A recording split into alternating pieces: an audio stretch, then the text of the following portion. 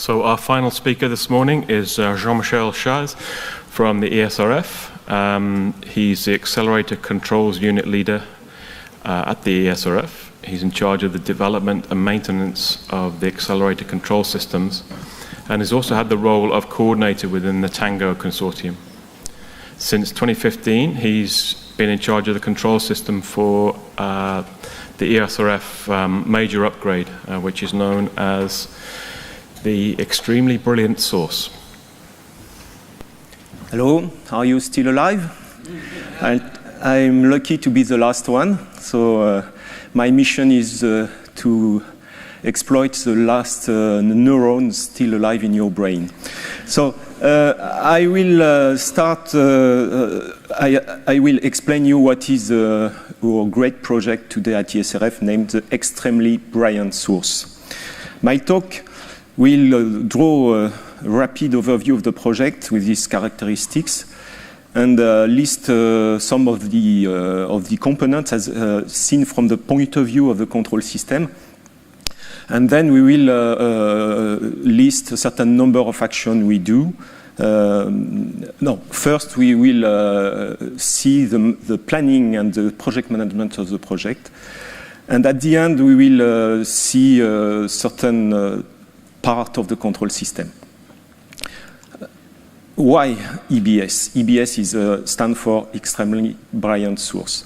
The main goal is to increase the science outcome. The ESRF is a light source which has been operating for more than 20 years now. It feeds 43 beam lines successfully.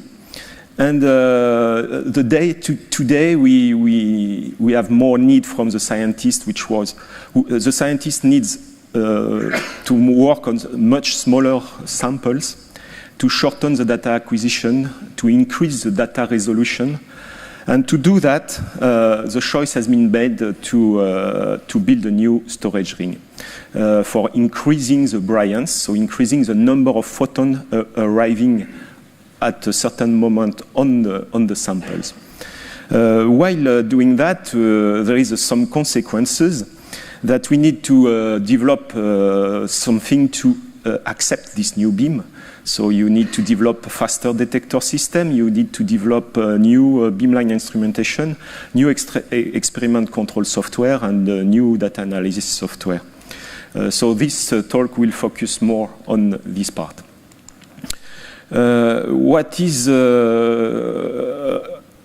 What we plan to do? We plan to reduce the size of the beam in order to increase the density of photon without increasing the power consumption. Because we have another mission, is to reduce the power consumption of ESRF. With this, we can increase by a factor of 26, 29, the density of photons coming out from the electrons, but with this advantage that when this small beam arrives in the insertion device and in the monochromator, it is more efficient. So we increase also by a factor of 2 the coherence. And at the end, we gain a factor of 100. So it's a real revolution. It's a breakdown of the progress we had since the beginning of ESRF. So the main challenges are that for budgetary constraints, we have to reuse 90% of the infrastructure. We have to fit the new lattice in the same tunnel. Because the beamline should stay at the same place. And we will have to reuse the injector complex, the front end, the infrastructure, everything. And we need very high precision because of the reduction of the acceptance at the beginning. We have to redo also the injection zone. And last but not least, the management wants us to continue the operation of the present ring until the last minute. So this is very challenging in terms of planning. So the main component is, so we go from the 3rd generation light source to the 4th generation light source. To do that, we have to change the magnetic lattice. So more than 1,000 magnets have been redesigned in a very challenging mode because it is very narrow, and so we have very high gradient of field. So at the end, we end up with, for the control system point of view, to have to control more than 2,000 power supplies in coordinated manner for doing the feedbacks. The vacuum system is also redone entirely because the vacuum chamber is completely different. And concerning the control system, we end up with more than 1,000 devices to control. We keep mainly a large part of the equipment, but we add a new. Concerning the girder, so the control system, the ring is installed on 129 girders, and each girder is has 4 legs, motorized legs, so it's hyperstatic. It's pretty delicate to handle, but it makes a total of 512 axes to control simultaneously to correct the flatness of the ring. We have also made the choice to reuse a large part of the radio frequency system of the present ring. So luckily, we have a permanent refurbishment program. We have been refurbishing everything for years, and the control system of the RF has just been finished. It will be reorganized in terms of cavities, but the main equipment will be reused. We have also a big program of change in the diagnostic. Concerning the management of the project, the idea is to pre-assemble the whole accelerator on the girders in the separate building while we are running the present machine. So we will construct all these girders, including the vacuum chambers, the magnets, the diagnostic, everything, and pumping it, doing the back out, close the magnet, and store it for final assembly. This will be done until the last girder, and then we will stop the machine, the present machine, and immediately after we will dismantle everything, put it in a big trash, and try to roll up these heavy girders. Each girders will be 12 or 13 tons, one below the other, one behind the other, and connect everything together. We will have to recable everything, to install the cooling, to install the fluids, and the physicists opt to switch on and to operate it. So it's a big challenge in terms of planning. The timeline is the following. The user service mode of a present OSRF will finish end of 2018. We are now starting the mounting, the assembling of the girder, so it will start next week, I think.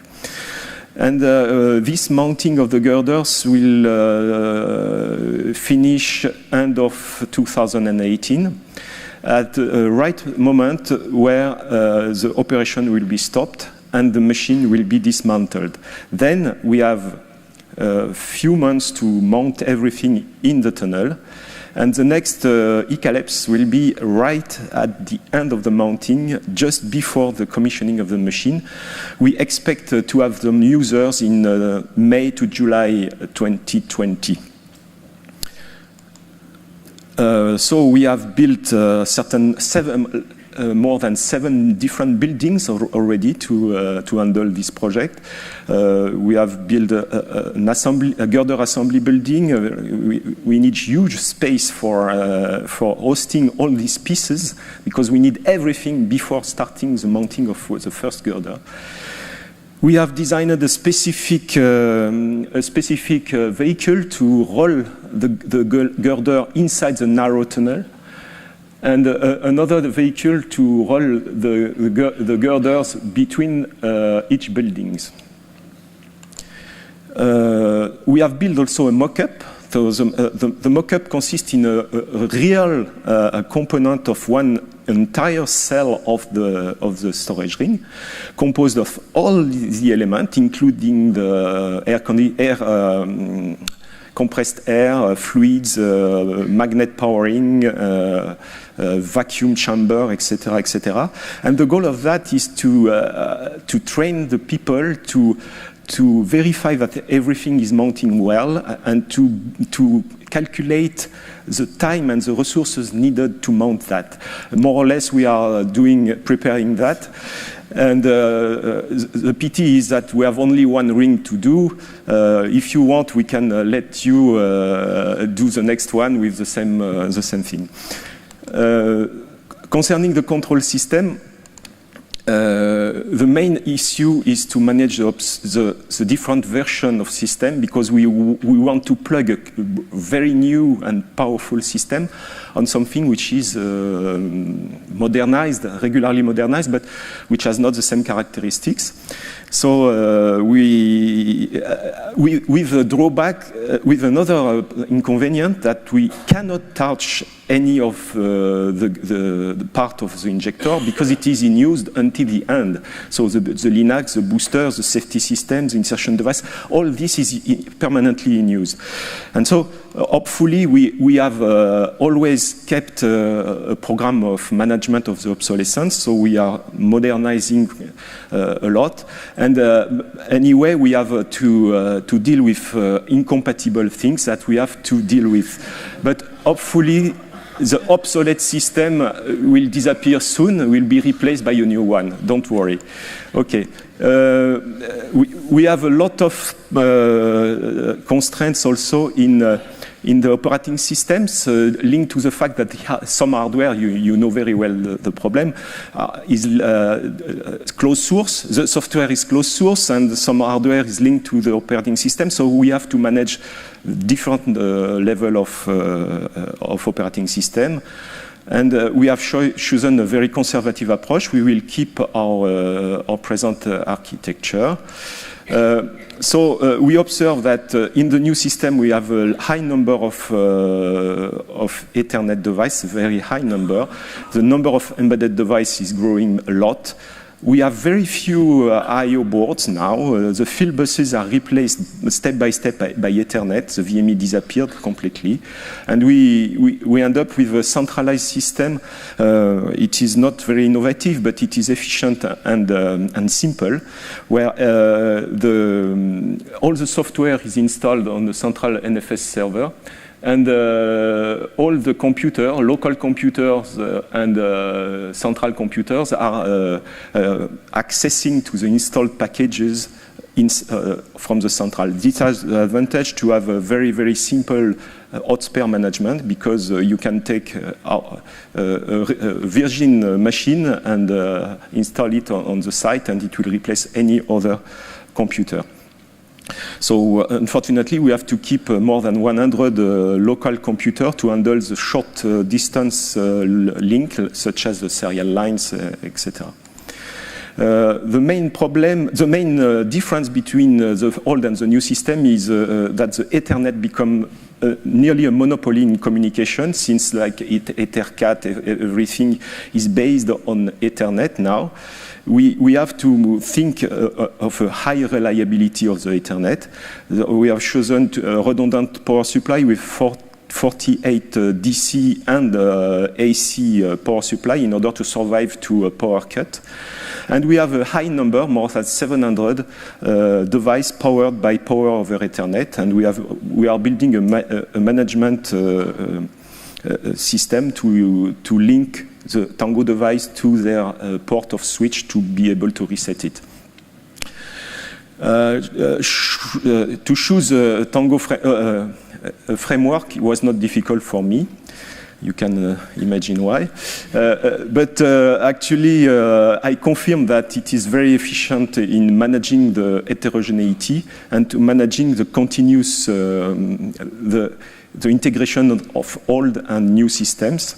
And we already benefit from a lot of contribution from other institutes, even the younger one like SKA.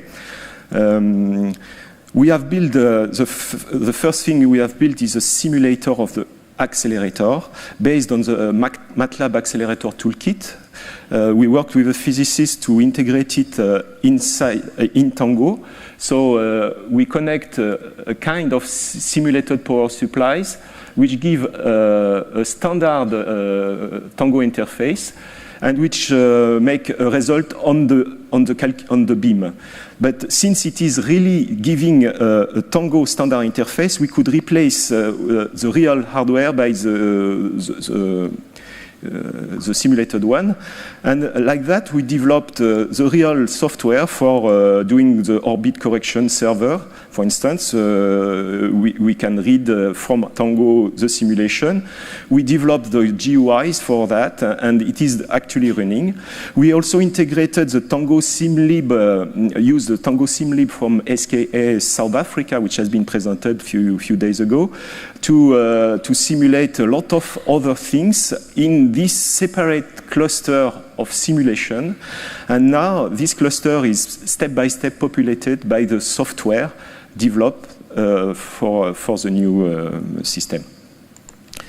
We have also, as it has been presented by Lorenzo Pivetta on Tuesday, the new archiving system based on Cassandra, which is running, has been running now for more than 1 year on the present ring, which is used for qualifying it. We are redoing the synchronization system. It has been presented by Nicolas.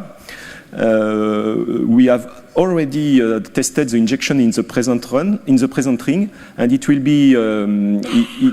be refurbished before the starting of the new machine. Last, there is an ambitious program for the beamlines where we have all this list of papers. You can read the paper, and I have finished. Thank you.